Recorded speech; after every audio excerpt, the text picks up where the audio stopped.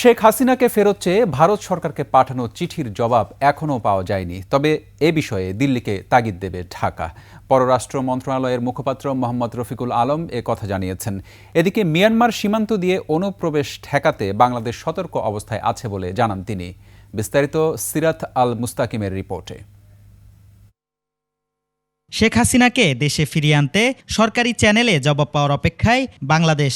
জবাব পেলে সে অনুযায়ী ব্যবস্থা নেবে অন্তর্বর্তী সরকার। মঙ্গলবার প্রেস ব্রিফিংয়ে এসব কথাই জানালেন পররাষ্ট্র মন্ত্রণালয়ের মুখপাত্র।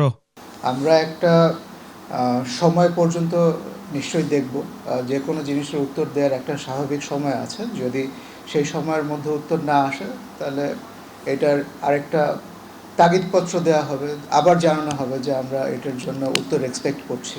এদিকে ৮ ডিসেম্বর মিয়ানমারের ১৩টি শহর দখল করে নেয় আরাকান আর্মি।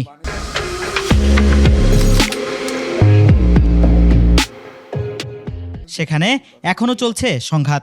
এখনো রাখাইনে আছে ৪ লাখের মতো রোহিঙ্গা। ১৭টির মধ্যে ১৩টি শহর আরাকান আর্মি নিয়ন্ত্রণে নিয়েছে। নতুন করে মিয়ানমার থেকে বাংলাদেশে অবৈধ অনুপ্রবেশের বিষয়ে বিভিন্ন দিক থেকে সংখ্যা করা হচ্ছে।